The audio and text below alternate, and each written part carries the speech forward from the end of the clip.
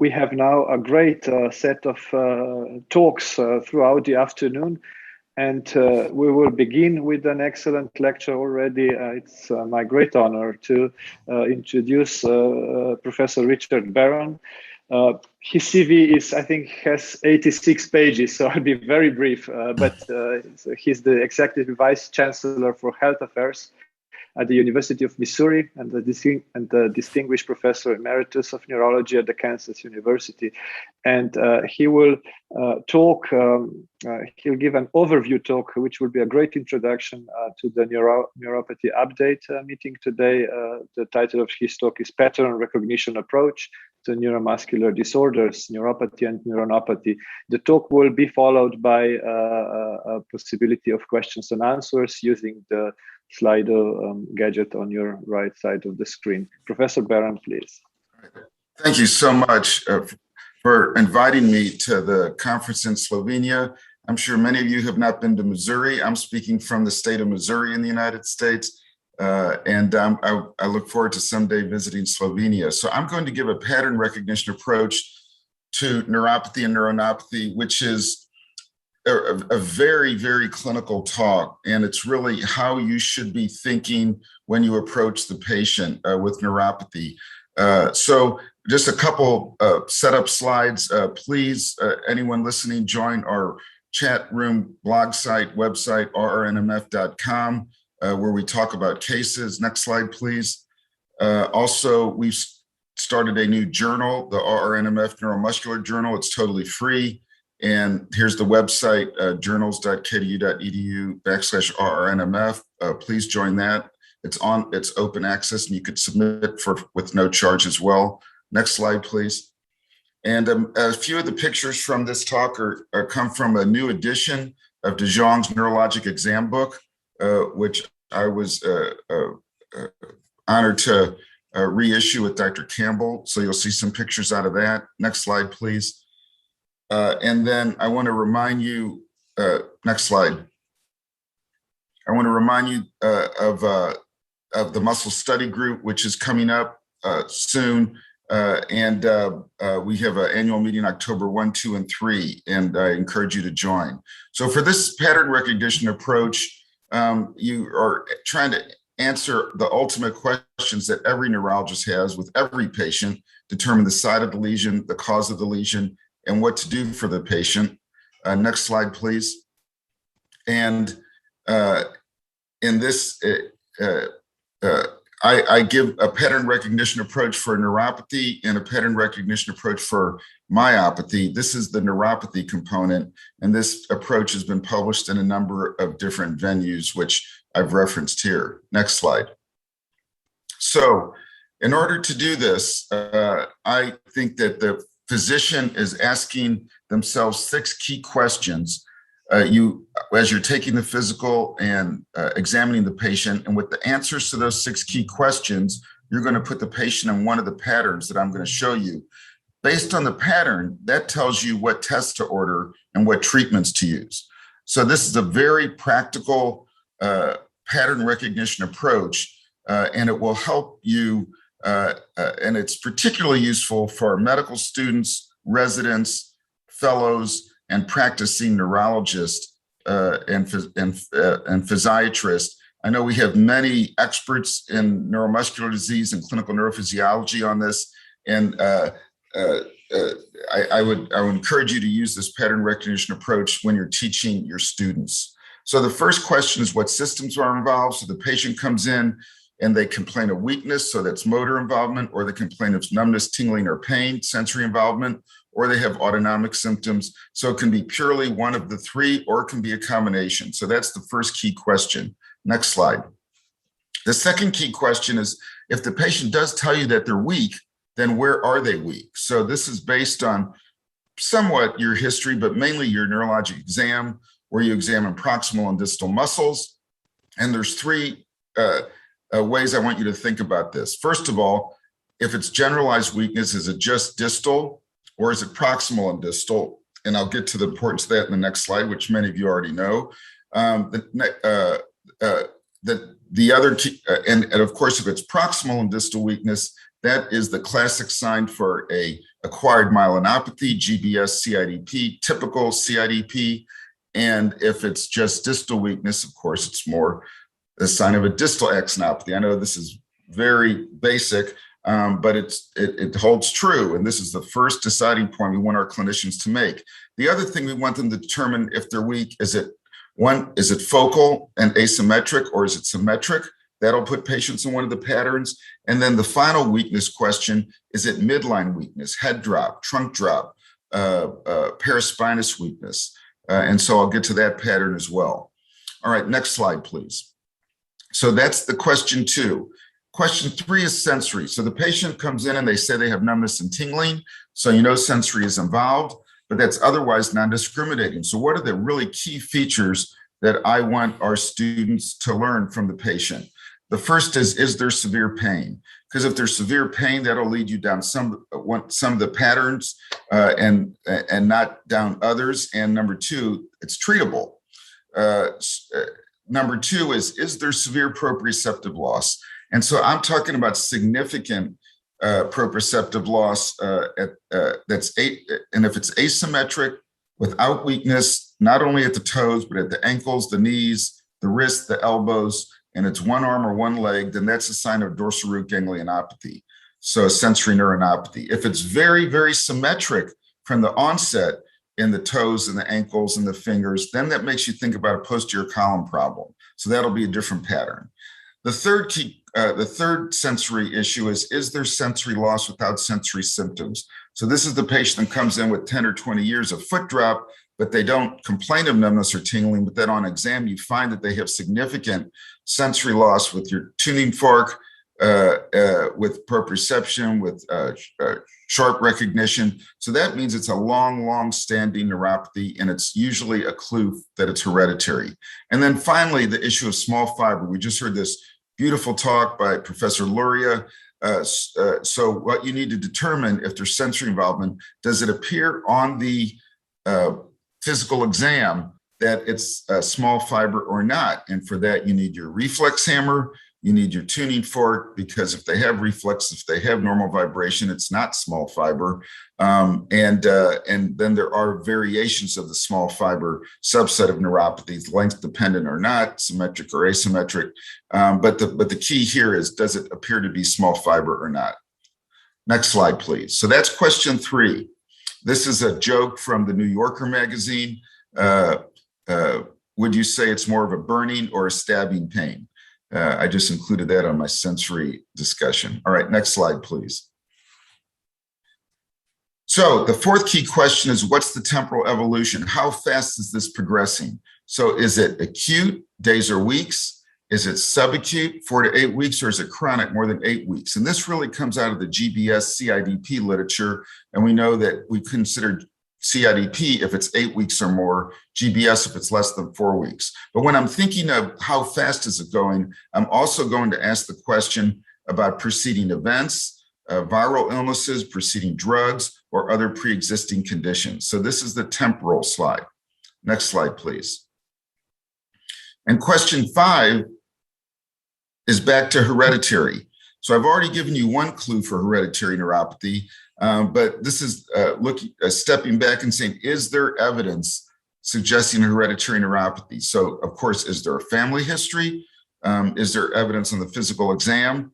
And then I already alluded to, is there distal weakness, so no sensory symptoms, but with sensory signs? And then do family members have abnormal exams? And I take this picture out of one of our recent editions of the RRNMF Neuromuscular Journal, where a group of authors presented 3 generations of the picture of the feet in a family of women with Charcot-Marie tooth, showing how with each generation, the patient, the mother, the grandmother, it got worse. Next slide, please. And then finally, the 6th key question in approaching a patient to neuropathy or neuronopathy is there evidence on the physical exam of upper motor neuron involvement? So you get out your reflex hammer, whether or not it's your Desjardins or your Tromer or your Babinski or your Queen Square, and you see if the reflexes are brisk. You look for upgoing toes. You look for other upper motor neuron signs. So why is this important? Well, if that patient is weak, asymmetric in one hand or one foot, and they have no sensory loss and they have upper motor neuron involvement, well, then of course you're dealing with ALS. And if they have a tip, what looks like otherwise a distal sensory or sensory motor neuropathy, but they have upper motor neuron signs, then you're thinking of a concomitant myeloneuropathy as well.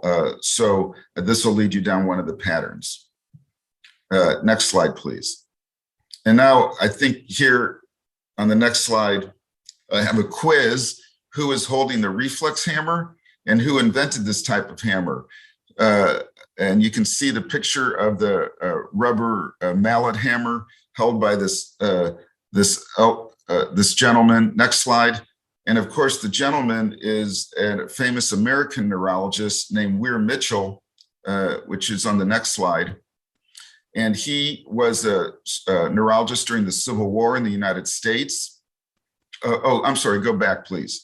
And he invented this, his friend, Dr. Taylor, invented this hammer. And this is what many of us use. It's called the Taylor reflex hammer. And in Dr. Luria's talk, he talked about the complex regional pain syndrome, where Mitchell first described that, and he called it causalgia. Next slide. All right, so we've asked our 6 key questions, and now we're ready. We've got the answers to the 6 key questions. Now we're ready to put the patient into one of these patterns. And so now we're going to march through all the patterns very quickly. So pattern 1, NP1, I call the GBS-CIDP pattern. So that's symmetrical proximal and distal weakness with sensory loss. This is the classic acquired myelonopathy pattern of GBS and CIDP, and it's really distinguished based on the temporal evolution. And so here you have the cartoon of the proximal and distal weakness pattern. Very important because it's treatable and it'll reverse. Next slide, please. So the NP2 pattern on the next slide is the most common generalized neuropathy pattern you're going to see. And I call it the D-span C-span pattern. It's symmetrical distal sensory loss with or without weakness. So these are the hundreds of patients which you see in your practice which have numb, tingling, burning feet. So I lump all the small fiber and the mixed large and small fiber into this pattern. The most common cause is probably either diabetes, or if you're at a tertiary care clinic, idiopathic, or what we call cryptogenic sensory polyneuropathy, or C-span. This probably also needs to be proven related to the metabolic syndrome in some cases. But of course, there are many other things that can cause NP2. Drugs, toxins. I would put hereditary in this pattern as well. Of course, amyloid would be in this pattern, and that's important because it's treatable. And as I said, this does include the small fiber neuropathy subsets with normal vibration and proprioception and reflexes. Now, rarely vasculitis can do this pattern. It usually is the next pattern I'm going to get to, but in 10-15% vasculitis can do this. And of course, one variant of chronic acquired demyelinating polyneuropathies, the DADS pattern, can give this presentation as well, and you determine that when you get to nerve conductions. But this is the D-span C-span pattern, including small fiber. Next slide, please. So the third NP3 pattern is asymmetric distal weakness with sensory loss. Often there's more sensory loss than weakness in some of the single nerve roots. So if it's just a single nerve root, that's the most common neuropathy pattern that will be seen by a practitioner. So that's the typical carpal tunnel, ulnar neuropathy, perineal neuropathy, or even you can include radiculopathies, C5, C6, L5S1 radiculopathies. That's the simple stuff. But if you start getting 2 or 3 or more nerves involved distally, then that's mononeuritis multiplex. And so then you consider vasculitis, which is the most urgent and life-threatening, or if it's more chronic, HNPP. Of course, infectious disorders can do this. And once again, a variant of chronic acquired demyelinating polyneuropathy can do this, the MAD-SAM pattern or the Lewis-Sumner pattern, which gives a mononeuritis multiplex, but due to an acquired myelonopathy. Next slide, please. So the Mp3 pattern is, I call the neurologist pattern.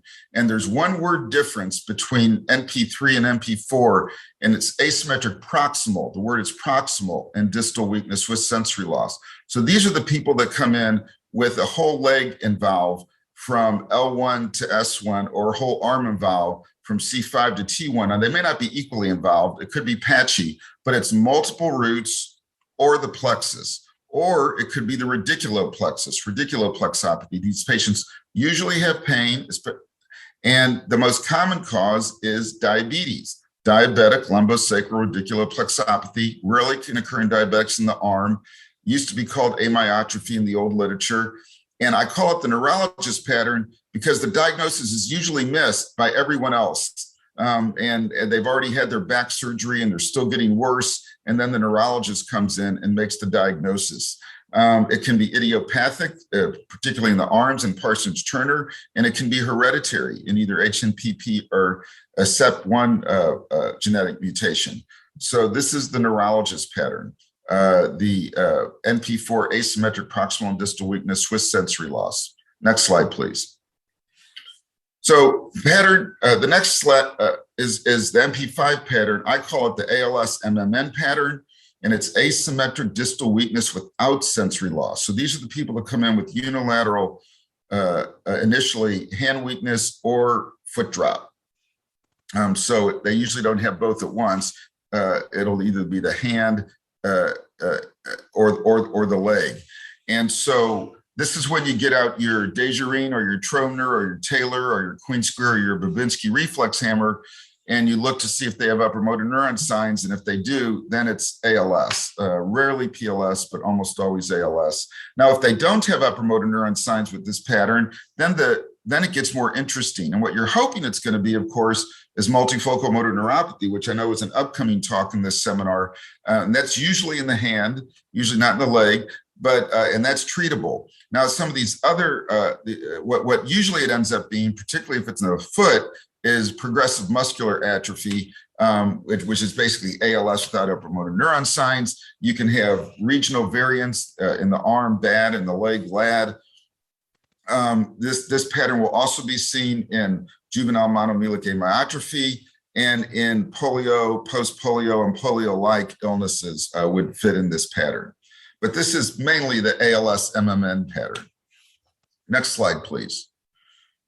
And then the Mp6 pattern is related to the Mp2 pattern, the C-span, D-span, but this is symmetric sensory loss with or without weakness. So that sounds like Mp2, but with upper motor neuron signs. And so when you get upper motor neuron signs in this pattern, then you're thinking if it's one lesion or one disease, that it's a myeloneuropathy. So neuropathy with spinal cord involvement. And so when that occurs, a few of the other tells that you have is that it can often begin in the fingers because of the cord involvement. They can have significant proprioceptive loss. And so this is when you start asking questions about B12 and copper deficiency. So you ask about GI surgery, zinc exposure, nitrous oxide exposure. There are some other things that can cause this pattern as well, which I've listed here, but it's really the focus is on B12 and copper when you get this pattern. Now, it could be a second lesion. They could have a diabetic or C-span neuropathy and cervical spondylosis or multiple lacunes. But if you want to unify it in one disease, look for copper and B12. Next slide, please. Now, if there's pediatric neurologists listening, this is your pattern. And I noticed there's some SMA talks during this conference. And so this is the SMA pattern, Np7. So it's symmetric weakness without sensory loss, symmetric weakness without sensory loss. So this is in a baby or a child, if it's proximal and distal weakness, this is SMA, the floppy baby. If it's acutely, if this is acute, then you think about AMON variant of Guillain-Barré syndrome. Now, if it's just distal weakness, then that could be hereditary motor neuropathy, which in the old literature is called distal SMA. But this is really the SMA pattern. Next slide, please. And then I mentioned that in the weakness question, one of the patterns that you want to recognize is their midline weakness. And what do I mean by that? So is there bulbar weakness, oropharyngeal and tongue weakness? So that would be seen in ALS, Kennedy syndrome, the bulbar presentation of Guillain-Barré if it's acute. Another form of midline weakness is neck drop, neck weakness, or trunk weakness. And that in the neuropathic disorders is usually going to be ALS. And of course, another midline muscle is diaphragm, and that would be ALS if it's chronic, GBS if it's acute. And all of these overlap, of course, with myopathic disorders and neuromuscular junction disorders, as I've noted here. Next slide, please. So the Mp9 pattern is probably the rarest pattern that you will see, but it's very important to recognize. I call it the cancer pattern. It's the proprioceptive loss pattern. It's asymmetric proprioceptive loss without weakness. So these are the folks that come in with the numb and tingling arm or leg. It's usually on one side initially, and then you examine them and they do not know, they have no proprioception at their toes, ankles, knees, or if it's in the arm, at their fingers, wrists, elbows. So they have severe proprioceptive loss, and they have destroyed their dorsal root ganglion. And so they have a sensory neuronopathy. And so this is almost always due to cancer, but not always. There are a few other causes. Here's a great review article by Dr. Amato and Roper in New England Journal of Medicine last year that talks about sensory ganglionopathies. And we do know that some of them have been shown to be immune mediated, and there have been some antibodies identified in dorsal root ganglionopathies. This can overlap with the Sma pattern, which I don't have time to get into, but there are ways to differentiate them electrophysiologically. Next slide, please.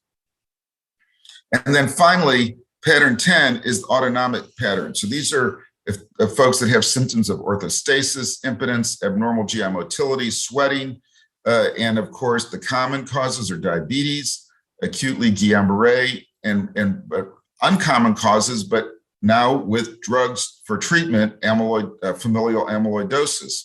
And of course, you have a number of other disorders here that I've listed. We've already heard Dr. Luria talk about the rare NAV 1.7 mutations, which can have dysautonomia as well. And so this is the autonomic pattern. All right, next slide, please.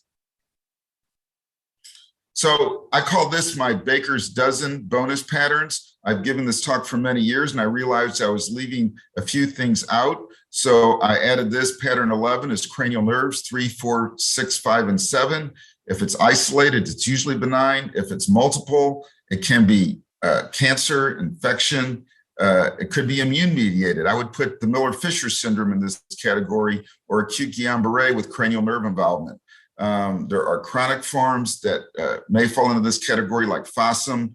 And then pattern 12 is the non-length dependent, patchy sensory loss sometimes with pain. And sometimes you think these patients are psychogenic, but now that we can do skin biopsies, we realize they are not. I think Dr. Wartenberg described this in the 1950s as Wartenberg sensory neuritis. And more recently, others have focused on this. And some people think they're IVIG responsive. I'm not sure. And then the 13th group is cramps or fasciculations. And of course, it's almost always benign, and you won't find motor neuron disease, especially if CK and EMG are normal, but rarely it could be a cramp fasciculation or Isaac syndrome. Next slide, please. So that's my pattern recognition. And we've looked in North America and South America with my friend Oswaldo Nascimento in Rio de Janeiro at about 1,000 consecutive neuropathy patients in both of our continents. And we found in both continents about 20% immune mediated and interestingly about 25% cryptogenic in that C-SPAN category. Next slide, please. So this is my summary slide. And this first summary slide has to do with weakness. So if the patient is weak, summary, if there's symmetric proximal and distal weakness with sensory loss, that's the NP1 pattern. Suspect GBS CIDP. If it's asymmetric distal weakness and sensory loss, if it's one nerve or one root, then it's simple. If it's multiple, then it's not simple. And if it's acute or subacute, think vasculitis. If it's chronic, think HNPP or MAD-SAM, which is treatable, of course, and MAD-SAM. If it's asymmetric proximal and distal weakness with sensory loss, that's the neurologist pattern. That's DLSRP, diabetes, but it can be idiopathic, and I didn't mention it, but it can be cancer too, cancer of the direct invasion of the plexus or of the meninges, so carcinomatous meningitis, lymphomatous meningitis. If it's asymmetric distal without sensory loss, they come in with a weak hand or a weak foot, then you have to suspect motor neuron disease, ALS, PMA, but what you're hoping is it's MMN. If it's asymmetric weakness that's proximal and distal without sensory symptoms or signs, that's the Np7 Sma pattern. In kids, infants, kids, or young adults. And why is that important? Well, of course it's important because we have amazing treatments now for SMA that I never thought I would see in my lifetime. And I know there's some discussion about that in the seminar today. Of course, if this is acute, you can think of AMON. And I've said it a few times, if it's asymmetric distal without sensory symptoms, but with sensory signs, think about CMT. Next slide, please. Now, what about sensory? If the focus on your patient is sensory, go back one, please. Yes. If it's just numbness and tingling, often with or without pain, that's going to be C-SPAN or D-SPAN, and that can be mixed large or small fiber, or it could be pure small fiber. If it's the NP2 pattern, but with upper motor neuron signs, they have preserved ankle reflexes, or they have no ankle reflexes, but they have brisk knee reflexes and a Hoffman's, then check for B12 and copper, but look for another lesion. If it's asymmetric severe proprioceptive deficit, that's the sensory neuronopathy, sensory ganglionopathy pattern, and suspect cancer, and you check for anti-Hu antibodies, but there are a few antibodies which hint that some cases are autoimmune, like the newly described FGFR3 and TSHDC antibodies in Dr. Pestrunk's lab. If it's autonomic involvement, and acute is GBS, chronic diabetes, but don't forget amyloid, because we now have treatments for hereditary amyloid. And if it's only cramps or fasciculations, that's usually going to be benign, especially if you go on and get a CK and EMG and they're normal. But rarely there's a cramp fasciculation syndrome with potassium channel antibodies. Next slide, please. So you can summarize all of this on one table, and we have our medical students, our residents, and our fellows print out this table and carry it around with them. And so when they come out of the room after they've taken their history and physical, and they present the patient that they're attending, they can put them in one of the 10 categories, and they can get close to the diagnosis, but then they have to order laboratory tests that are appropriate. Next slide, please. So when I give these pattern talks, I'm reminded of the great American physician, physiologist, psychologist, philosopher, William James, who in a lecture late in his life said, the rivalry of the patterns is the history of the world. The rivalry of the patterns is the history of the world. So I have paraphrased that for us neuromuscular neurologists and neurophysiologists, and that's on the next slide. To the recognition of the patterns is the key to understanding neuromuscular disease. And I think that's it. And I believe I'm right on time. And now if there are any questions, I'll be glad to take them. Thank you for the invitation. Thank you very much, Professor Barron. I think you still have 2 seconds left. Now we're done. On time. Great lecture. So we've just received a comment and a question.